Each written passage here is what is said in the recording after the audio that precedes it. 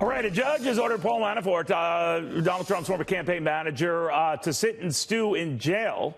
And he could be sitting and stewing for a while, for months right now. Maybe they consider him a flight risk. Maybe they want to flip him. Maybe both are, going on here. I don't know. I do want to get the read of all of these developments with the House Judiciary Committee Chairman Bob Goodlatte. So much to talk to him about. Mr. Chairman, very good to have you. Thanks for coming. Thanks, Neil. Good to be with you. What do you make of this Manafort development? Well, I don't know the details, and I haven't seen the judge's decision. But obviously, if you violate the terms of your bail, you can be held, and they must feel that he did something that violated those terms. So we'll have to see. Obviously, I think anybody who's charged with a crime needs to be brought to justice, and they can't be a flight risk, and they can't be in any way trying to influence the course of their trial by communicating with people while they're on the outside. All of those things have been discussed. I don't know what the facts are, so I can't really offer whether or not the judge is correct in his decision. Cynically, a lot of people are reading to this that he had already surrendered his passport, so he would not appear at an imminent flight risk, but that this was really about flipping him, getting him to talk, to serve up names and people. What do you think? I don't know. I do know that this has been going on for over a year now, and there has been a central key of looking at whether there was collusion between the Trump campaign and Russia. I haven't seen any evidence of that. I have said that the special prosecutor should do his job, but once the job is done, they should get it done. A lot of these other cases, like Mr. Manafort's, can be handled by any United States attorney anywhere. It doesn't need to be handled by a special counsel unless it goes to the core issue of is indeed there evidence that anyone in the Trump campaign colluded with the Russians with regard to the election. It is weird, isn't it, Chairman? I mean, some of the methods prosecutors have taken in this case to keep Mr. Manafort stewing in jail for possibly months, ransacking his home, about a year ago to get information from him in the middle of the night, doing the same with Michael Cohen, his personal lawyer, his home, his offices. Those are very unusual methods. So what do you make of it?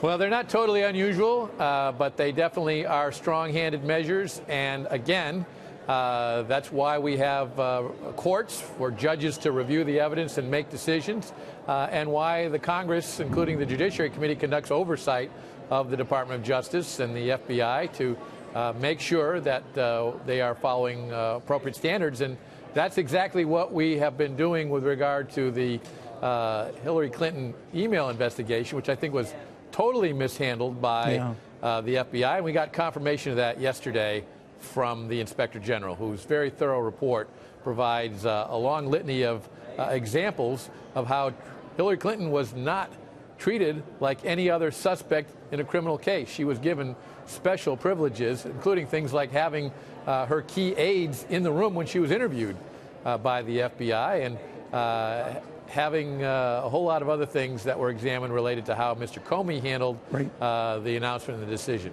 Chairman, the president commented on that report, saying that, among other things, it exonerates him. What did you think of that? Well, I think that there is a lot of information there regarding how there was extreme bias in handling these two campaigns. Here, on the one hand, they're bending over backwards to not take action with regard to former Secretary of State and presidential candidate Clinton, and yet the same people at the top of the FBI are involved in setting up an investigation into the Trump campaign and alleged collusion with Russia, and they're using materials that were provided by Democratic sources as the basis for getting a FISA warrant. There's a lot of concern there about how that's been handled. So do you believe Rudy Giuliani said, sir, that Bob Mueller should suspend his investigation right now? I have said to everyone that the investigation needs to be properly conducted. It needs to be completed in a timely fashion. It does place a shadow over any administration, no matter whether they're Republican or Democrat, and they need to get their work done and get out. If there are criminals that they find along the way, whether that's allegations about Mr. Manafort or anyone else, turn that over to a United States attorney. They handle cases like that every day, and they can do that. But we're not calling for an end to this because we don't know what Mr. Mueller has, but he needs to get it out there if he's got something. Do you believe now that any chance that the president could ever testify or talk to Mr. Mueller or his team just went out the window? I'm sorry, say that again? Do you think the president should still consider testifying to Bob Mueller and his team, or did that just go? I'm not going to substitute my judgment for the judgment of his own attorneys, but I would be very, very cautious about that, particularly where it's been made clear he's not a suspect and there's no evidence that's been brought forward of any collusion between the Trump campaign and Russia. But if there are other reasons to or not do it, I'm not privy to those, and I'll leave that judgment to the president and his lawyers. Chairman, you had mentioned that you would love the opportunity to subpoena and talk to Peter Strzok, the FBI worker who I was surprised when still works at the FBI, still has a job. Yes, and of course, he and Lisa Page and all these nasty texts back and forth disparaging Mr. Trump at the time. What do you want to find out from Mr. Strzok? Well, first of all, we have thousands of texts, conversations between he and Lisa Page that raise huge questions about what the meaning of those texts.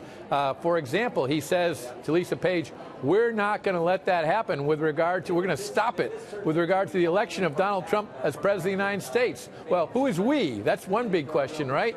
Another question is, does that relate to the so-called insurance policy that he references in another text?